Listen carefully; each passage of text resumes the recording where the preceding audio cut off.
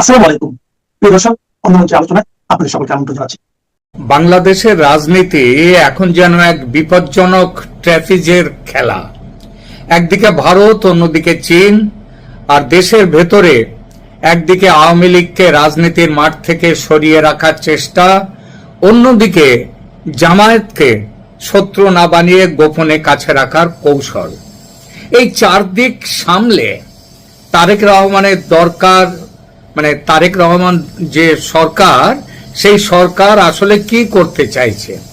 তারা কি নতুন এক ভারসাম্য তৈরি করছে, নাকি এমন এক দড়ির ওপর হাঁটছে যেখানে একবার পা ফসকালেই ভেঙে পড়বে পররাষ্ট্রনীতি, অভ্যন্তরীণ রাজনীতি, এমনকি নিজেদের ক্ষমতার ভিত্তিও? কারণ ঘটনাগুলো আলাদা আলাদা নয়, সবই এক সূত্রে বাঁধা। দেখুন, 7 এপ্রিল দিল্লিতে খলিলুর রহমানের শপথ, বিজেপির সভাপতির উদ্দেশ্যে বিএনপি দলের সভাপতি তারেক রহমানের চিঠি, এস জয়শঙ্করের সঙ্গে বৈঠক, ভিসা ও সম্পর্ক পুনর্গঠনের আলোচনা, তেলের চাহিদা আর সারের চাহিদা, এসবের পরেই চীনের কমিউনিস্ট পার্টির আমন্ত্রণে বিএনপির উচ্চ পর্যায়ের প্রতিনিধি দলের চীন সফরে যাওয়া। অর্থাৎ দিল্লির দিকে হাত বাড়ানোর পরপরই বেজিং এর দিকেও হাত বাড়ানো হয়েছে। এটা কি কেবল কূটনীতি, নাকি এটা ক্ষমতা টিকিয়ে রাখার বড় খেলা? আজ আমরা সেটাই বুঝতে চাইব এই প্রতিবেদনে। প্রথমে ভারতের প্রসঙ্গ। দিল্লি সফরে বাংলাদেশের পক্ষ থেকে টু ট্র্যাক আলোচনা একসঙ্গে চালু করা হয়। সরকারি ট্র্যাক এবং দলীয় ট্র্যাক। খলিলুর রহমান সরকারি বৈঠক করেন, আর প্রধানমন্ত্রী তারেক রহমানের পররাষ্ট্র উপদেষ্টা হুমায়ুন কবির, তিনি বিজেপি নেতা বিজয় চোথাওয়ালের হাতে তারেক রহমানের চিঠি তুলে দেন, যা ছিল বিজেপির সভাপতি নীতিন নবীনের উদ্দেশ্যে লেখা। এখানে বার্তাটি পরিষ্কার। তারেক রহমান সরকার শুধু ভারত রাষ্ট্রের সঙ্গে নয়, ভারতের ক্ষমতাসীন দল বিজেপির সঙ্গেও সরাসরি রাজনৈতিক লাইন খুলতে চায়। এটা দক্ষিণ এশিয়ার রাজনীতিতে খুবই গুরুত্বপূর্ণ, কারণ অনেক সময় রাষ্ট্রের আনুষ্ঠানিক কূটনীতির চেয়ে ক্ষমতাসীন দলের সঙ্গে রাজনৈতিক আস্থার চ্যানেল বেশি কার্যকর হয়। দিল্লির সঙ্গে এই সফরে আলোচনায় ছিল সম্পর্ক জোরদার করা, ভিসা প্রথা সহজ করা, জ্বালানি, সার, নিরাপত্তা, এমনকি নিরাপত্তা বিষয়ে অজিত ডোভালের পর্যায়ের যোগাযোগও রয়েছে এখানে। কিন্তু একই সঙ্গে আরেকটি অস্বস্তিকর বিষয়ও ছিল।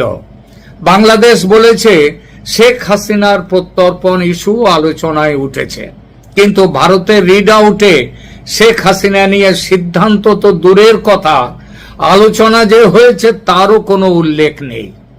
এখানে কূটনীতির ভাষা আর রাজনীতির ভাষা আলাদা হয়ে যায়। ঢাকার ভেতরের রাজনীতিতে সরকারকে দেখাতে হয় যে তারা হাসিনা নিয়ে প্রশ্ন তুলেছে, হাসিনাকে দেশে ফেরত আনার ব্যাপারে লড়াই করছে, কিন্তু দিল্লি এই ব্যাপারে রীতিমতো স্পর্শকাতর।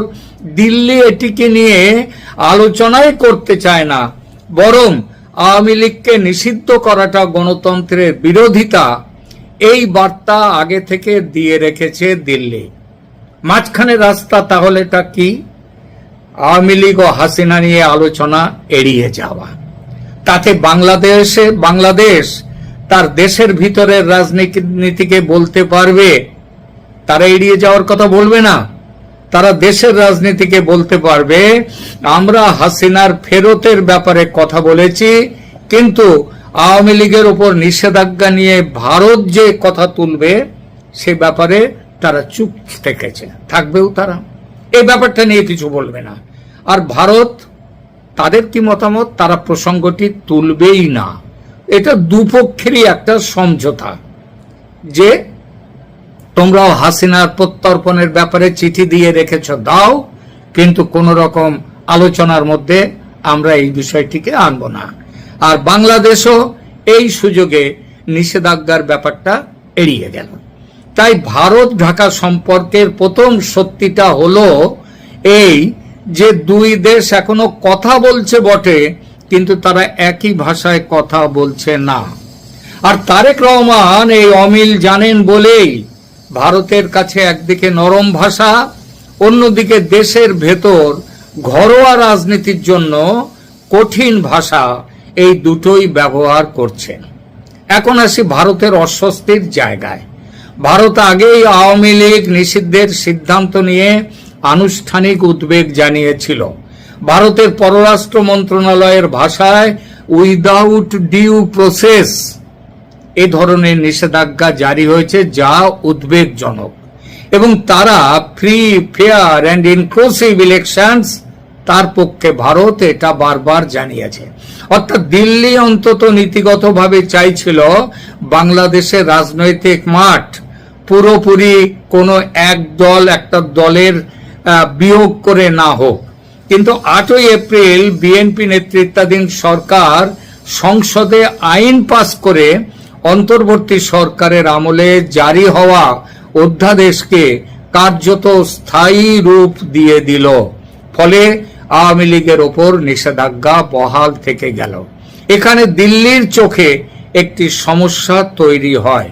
নির্বাচনের আগে তারেক রহমানের ইনক্লুসিভ পলিটিক্যাল অ্যাটমসফিয়ারের বার্তা আর নির্বাচনের পরে আইনি কাঠামো দিয়ে আওয়ামী লীগকে আরো দূরে ঠেলে দেয়া, এই দুয়ের মধ্যে ফারাকটা ভারত নিশ্চয়ই দেখছে, খেয়াল করছে। তবে এটাও সত্যি, ভারত এখনো প্রকাশ্যে সম্পর্ক ভেঙে দেওয়ার ভাষায় যায়নি। সেটা রাষ্ট্রনীতি ও কূটনীতিতে কখনো ভাবা যায় না। ভারত তা ভাবেও না, বরং তারা উদ্বেগ জানিয়েও নতুন সরকারের সঙ্গে কনস্ট্রাকটিভলি এনগেজ করার কথা বলেছে। এটাই হলো ভারতের পক্ষ থেকে বাস্তববাদ। দিল্লি খুশি নাও হতে পারে, হয়নি নিশ্চিতভাবেই, কিন্তু বাংলাদেশের সঙ্গে এই মুহূর্তে সম্পর্ক ছিন্ন করার ভাবনা তাদের নেই। এবার চীনের প্রসঙ্গে আসি। দিল্লি সফরের ঠিক পরেই মির্জা ফখরুল ইসলাম আলমগীরের নেতৃত্বে বিএনপির একটা বড়সড় প্রতিনিধি দল চীনে গেছে, চীনের কমিউনিস্ট পার্টির আমন্ত্রণে। সফর সূচিতে আছে বেজিং, আনহুই, গুয়াংডং এবং দুই দলের যোগাযোগ জোরদারের বিষয়টি। এই সফরটি গুরুত্বপূর্ণ শুধু এজন্য নয় যে বিএনপি চীনে গেছে, বরং গুরুত্বপূর্ণ এজন্য যে দিল্লির সঙ্গে বরফ গলানোর উদ্যোগের পরেই বেজিং এর দিকে সমান্তরাল হাত বাড়ানো। অর্থাৎ তারেক রহমান সরকার ভারতকে এই বার্তা দিতে চায়নি যে ঢাকা এখন পুরোপুরি দিল্লির কক্ষপথে ফিরছে। আবার চীনকেও এই বার্তা দিতে চায়নি তারেক রহমানের সরকার যে বিএনপি ক্ষমতায় এসে ইউনূস সরকারের মতো পুরোপুরি চীন নির্ভর হয়ে যাবে। এখানে পার্টি টু পার্টি কথাটা খুব গুরুত্বপূর্ণ। দিল্লিতে বিজেপির কাছে চিঠি আর বেজিং এ সিপিসির সঙ্গে দলীয় বৈঠক, দলীয় সম্পর্ক, দুই ক্ষেত্রেই ফর্মুলাটা কিন্তু এক। অর্থাৎ সরকার কেবল রাষ্ট্রীয় চ্যানেলে নয়, ক্ষমতাসীন দল টু ক্ষমতাসীন দল এই সরাসরি রাজনৈতিক সংযোগ করছে। এটি আসলে বীমা পলিসির মতো। কোনো একটি দেশের আমলাতান্ত্রিক বা কূটনৈতিক সম্পর্ক হঠাৎ যদি জটিল হয়ে যায়, তখন রাজনৈতিক চ্যানেল যেন খোলা থাকে। চীনও এই সুযোগে লাভবান, কারণ বিভিন্ন প্রতিবেদনের যে রিপোর্টগুলো আসছে, সেই রিপোর্টগুলো বলছে চীন বাংলাদেশের সব বড় রাজনৈতিক দলগুলোর সঙ্গেই সম্পর্ক বাড়াতে আগ্রহী। ভোটের আগে জামাতের সাথে প্রচুর মিটিং করেছে তারা, কারণ তখন এমন একটা সম্ভাবনা এসেছিল যে জামাত ক্ষমতায় আসতে পারে। তারা এনসিপির সঙ্গেও বসেছে একাধিকবার। এবং বিএনপির সঙ্গেও বসেছে। আর বিএনপি ক্ষমতায় বসার পর এখন বিএনপির সঙ্গে আলাদা চ্যানেল তৈরির চেষ্টা করছে চীন। তাহলে চীনের সঙ্গে তারেক রহমানের আসল লক্ষ্যটা কি? প্রথমত ভারতের বিরুদ্ধে দর কষাকষির ক্ষমতা বাড়ানো, দ্বিতীয়ত উন্নয়ন, বিনিয়োগ ও কৌশলগত যোগাযোগের ব্যাপারে ভারতের বিকল্প একটা দরজা, চীনের দরজা খুলে রাখা, তৃতীয়ত আন্তর্জাতিক স্তরে বার্তা দেয়া যে বাংলাদেশ কারো স্যাটেলাইট বা উপগ্রহ নয়। যে অভিযোগ উঠেছিল যদিও ভুলভাবে আওয়ামী লীগের বিরুদ্ধে, কারণ বলা হতো নাকি আওয়ামী লীগ ভারতের কাছে বাংলাদেশকে বিক্রি করে দিয়েছে। যদিও বিক্রি নয়, বিক্রি করতে গেলে তো বাণিজ্যের কথা ওঠে। সেই বাণিজ্যের দিক দিয়ে দেখতে গেলে বাংলাদেশের সাথে চীনের বাণিজ্য ভারতের প্রায় 3 গুণ বেশি ছিল। সুতরাং এখানটায় ঠিক ছিল না, কিন্তু মানুষ খেয়ে গিয়েছিল। আর এখানেই ট্র্যাপিজের বিপদ। ভারত যদি ভাবে যে বিএনপি দিল্লিকে ব্যবহার করে বেজিং এর কাছে দর বাড়াচ্ছে, তবে অবিশ্বাস বাড়বে। আর চীন যদি ভাবে বিএনপি কেবল ভারতের ওপর চাপ তৈরির জন্য চীনা কার্ড খেলছে, চীনের কার্ড, তাহলে সেখানেও আস্থার সংকট তৈরি হবে। অর্থাৎ দুই দিকেই দরজা খোলা রাখা যতটা ফায়দার, ঠিক ততটাই আবার ঝুঁকিরও। বাইরের শক্তির পর এখন আসি ভেতরের দুই শক্তিতে, আওয়ামী লীগ এবং জামাত। আওয়ামী লীগকে নিয়ে বাস্তবতা হলো তাদের উপর নিষেধাজ্ঞা এখন শুধু অন্তর্বর্তী ব্যবস্থার প্রশাসনিক সিদ্ধান্ত নয়, সেটা 8ই এপ্রিল থেকে আইনি কাঠামো পেয়েছে। এতে একটি বড় বার্তা গেছেও। তারেক রহমান সরকার শুধু নির্বাচনী লড়াই জিতেই থামতে চায় না, তারা চাইছে রাজনৈতিক ময়দানের কাঠামো পুরোপুরি নিজেদের পক্ষে পুনর্গঠন করতে, নিজেদের মাঠ শক্ত করতে। এই পুনর্গঠনের অর্থ কি? অর্থ হলো আওয়ামী লীগকে এমন অবস্থায় রাখা যাতে তারা তাৎক্ষণিকভাবে মূলধারার প্রতিদ্বন্দ্বী হিসেবে ফিরতে না পারে। তারা বিএনপিকে যেন চ্যালেঞ্জ না ছুড়তে পারে।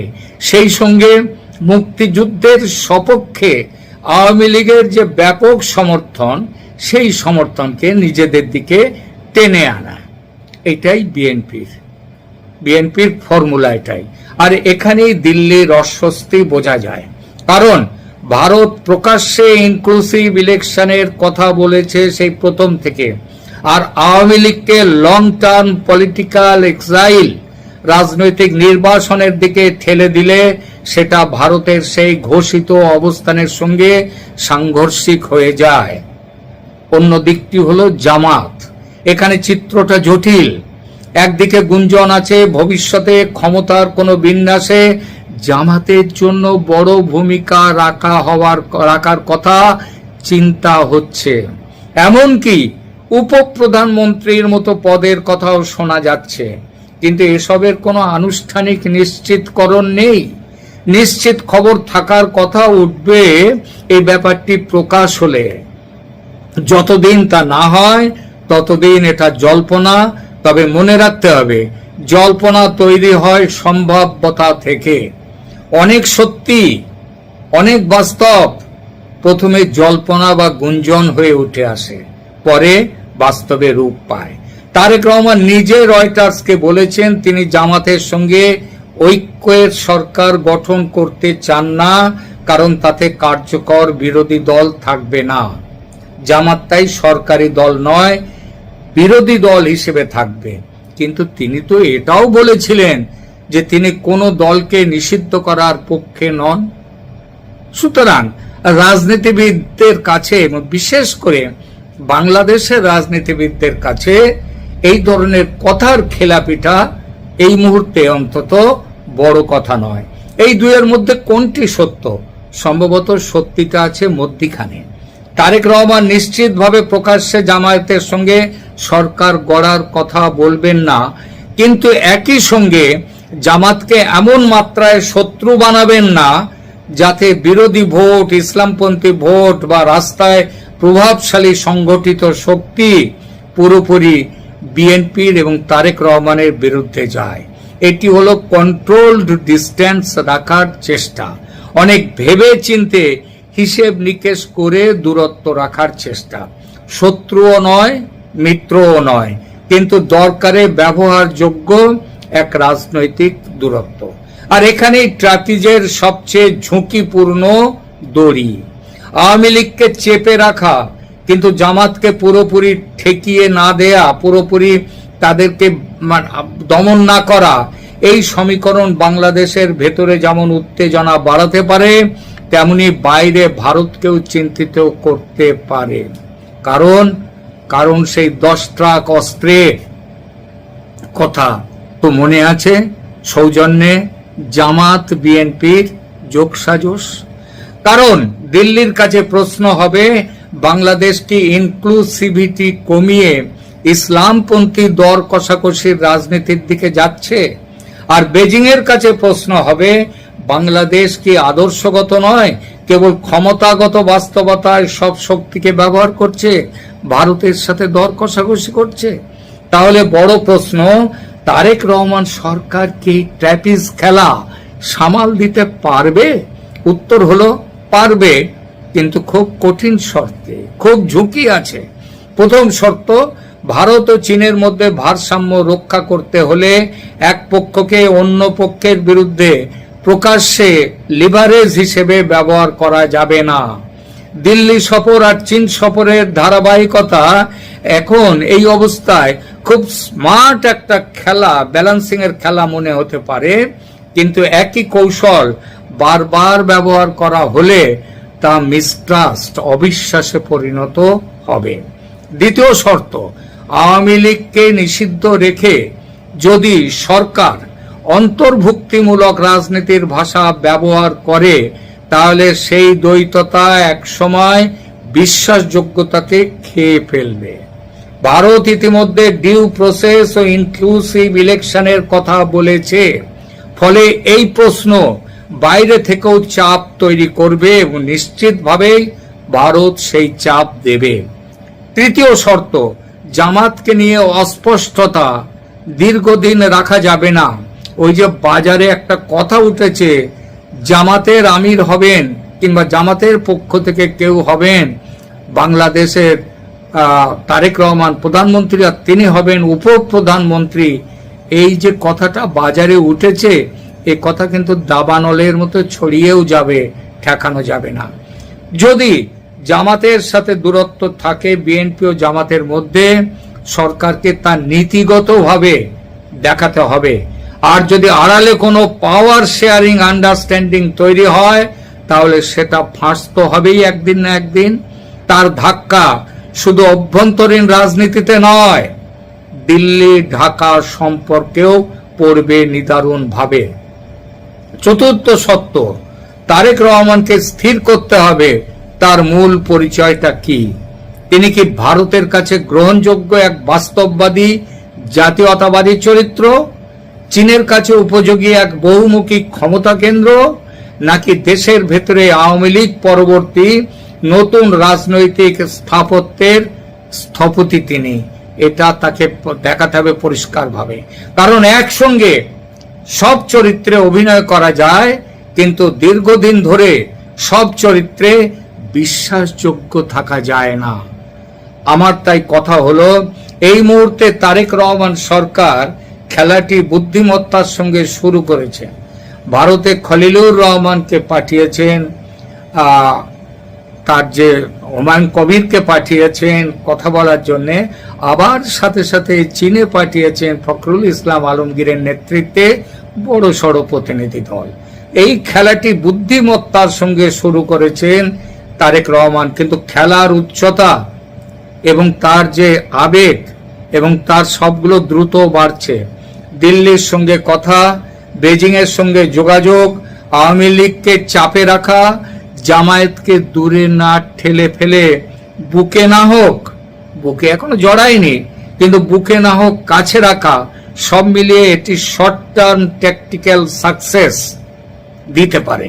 কিন্তু লং টার্ম স্ট্র্যাটেজিক স্ট্যাবিলিটি দেবে না, দিতে পারে না, ভারত সেটা মেনে নেবে না। বাংলাদেশের রাজনীতি এখন আর কেবল ঢাকা কেন্দ্রিক নয়, এটি একসঙ্গে দিল্লি, বেইজিং, ওয়াশিংটন, আদালত, সংসদ, রাস্তা এবং দলের ভেতরে পাওয়ার রুম, সব জায়গায় খেলা হচ্ছে। দলের ভেতরে কথাটা, কারণ এটাও বাইরে ছুটে আসছে এই সংবাদও, সালাউদ্দিন আহমেদ তার উচ্চাকাঙ্ক্ষা তারেক রহমানকে সরিয়ে ক্ষমতায় বসার ব্যাপারটা, হয়তো সেটা এই মুহূর্তে নয়, কিন্তু ক্ষমতা আস্তে আস্তে কিন্তু সব ক্ষমতা দখল করে নিচ্ছেন সালাউদ্দিন আহমেদ সাহেব। আর এর সঙ্গে তো আমেরিকার কথা বলেছি, চীনের বিরুদ্ধে আমেরিকার সামরিক যে ব্লক, সেই ব্লকে বাংলাদেশে থাকতে গেলে চীনের সঙ্গে খুব বেশি আধিক্যতা করা যাবে না। আর এই ট্র্যাপিস খেলায় সবচেয়ে বড় বিপদ কি জানেন? কারণ নিচে জাল না থাকা। সার্কাসের ট্র্যাপিজের খেলা যারা দেখান তাদের নিচে জাল থাকে, কারণ হাত ফসকে পড়ে গেলে জালে পড়ে অন্তত প্রাণটা বাঁচবে না। কিন্তু এখানে একবার ভারসাম্য নষ্ট হলে পপাত ধরণী তলে। ভারত পুরো আস্থা দেবে না, চীন পুরো ভরসা করবে না, আওয়ামী লীগ ফিরে আসতে মরিয়া হবে, আন্তর্জাতিক চাপ বাড়বে, আর জামাত নিজের দাম আরো বাড়াবে এই সরকারের কাছে।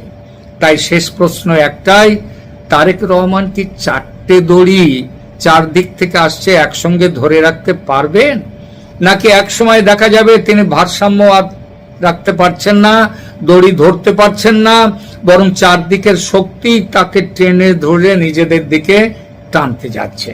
এই মুহূর্তে বাংলাদেশের রাজনীতির সবচেয়ে বড় নাটক সম্ভবত এটাই। প্রিয় দর্শক, আপনারা কেমন লাগলো আমাদের এই মতামত আলোচনা কমেন্ট করে জানাবেন, এবং অবশ্যই সাবস্ক্রাইব করে না থাকলে সাবস্ক্রাইব করুন ক্যালকাটা ডায়ালগস চ্যানেলকে। ধন্যবাদ।